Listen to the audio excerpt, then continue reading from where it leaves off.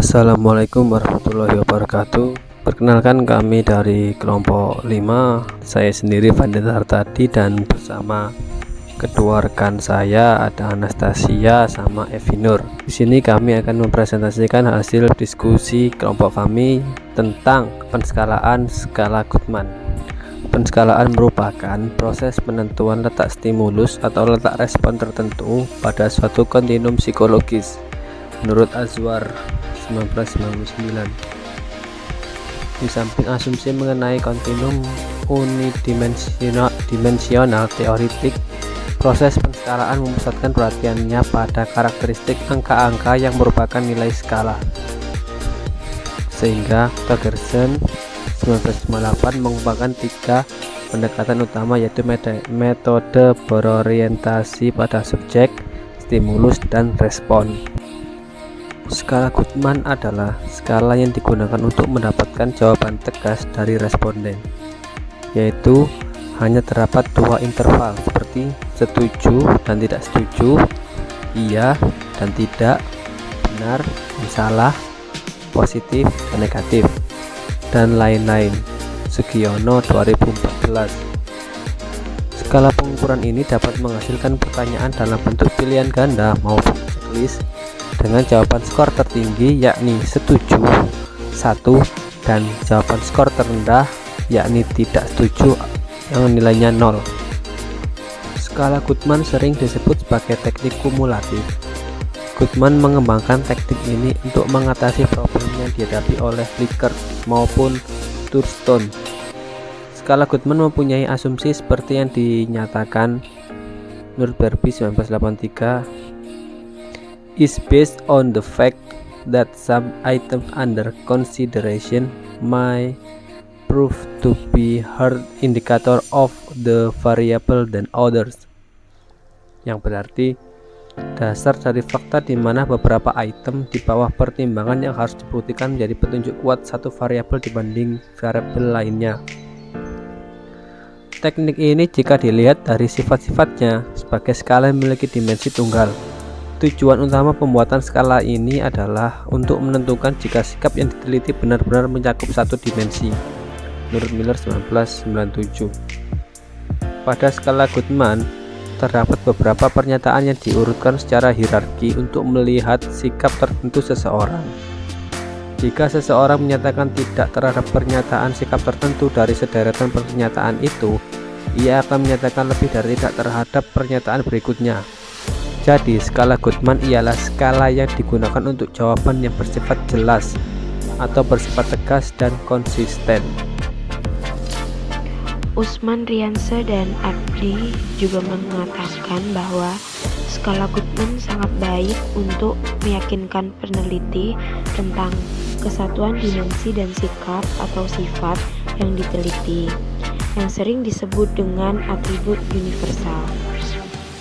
Skala Goodman disebut juga skala skologram yang sangat baik untuk meyakinkan hasil penelitian mengenai kesatuan dimensi dan sikap atau sifat yang diteliti. Adapun scoring perhitungan responden dalam skala Goodman adalah sebagai berikut. Jawaban dari responden dapat dibuat skor tertinggi 1 dan skor terendah 0. Untuk alternatif jawaban dalam kuesioner, penyusun menetapkan kategori untuk setiap pernyataan positif, yaitu ya sama dengan 1 dan tidak sama dengan 0. Sedangkan kategori untuk setiap pernyataan negatif, yaitu ya sama dengan 0 dan tidak sama dengan 1. Dalam penelitian ini, penyusun menggunakan skala Goodman dalam bentuk checklist. Dengan demikian, penyusun berharap akan didapatkan jawaban yang tegas mengenai data yang diperoleh. Berikut adalah cara membuat skala subjek atau skala Goodman. Yang pertama, susunlah jumlah pertanyaan yang relevan dengan masalah yang ingin diteliti. Yang kedua, lakukan penelitian permulaan pada sejumlah sampel dari populasi yang akan diteliti. Yang ketiga, jawaban yang diperoleh dianalisis dan jawaban yang ekstrim dibuang. Jawaban yang ekstrim adalah jawaban yang disetujui oleh lebih dari 80% responden. Kemudian yang keempat, susunlah jawaban pada tabel Goodman.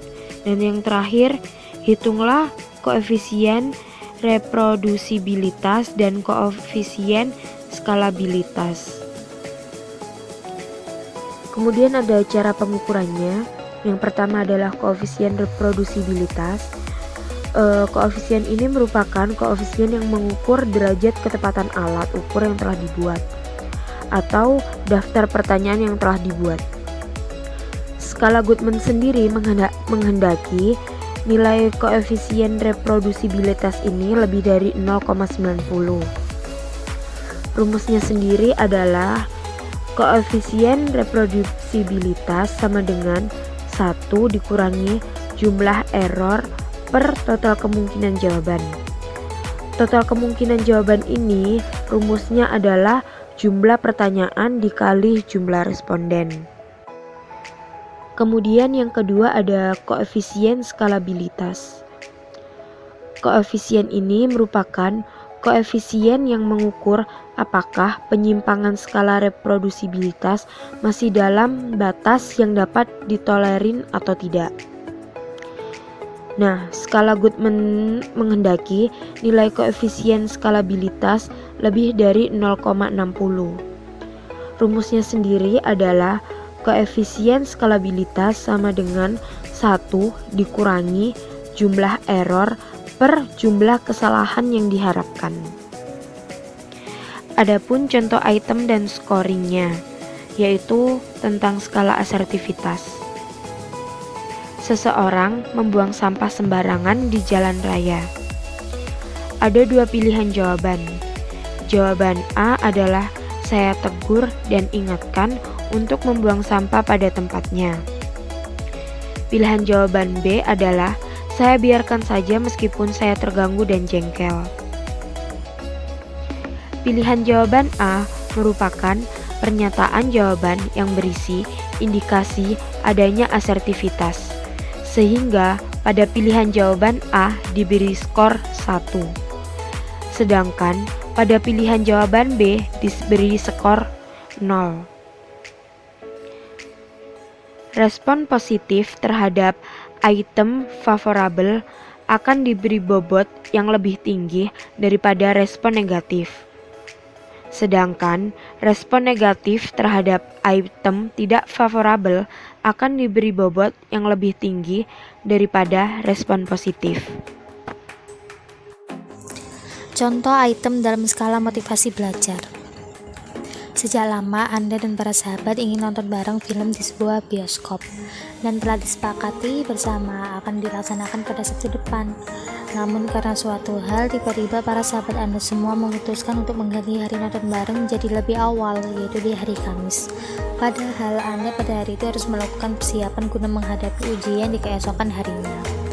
Dari permasalahan tersebut terdapat 3 alternatif pilihan jawaban, yaitu A.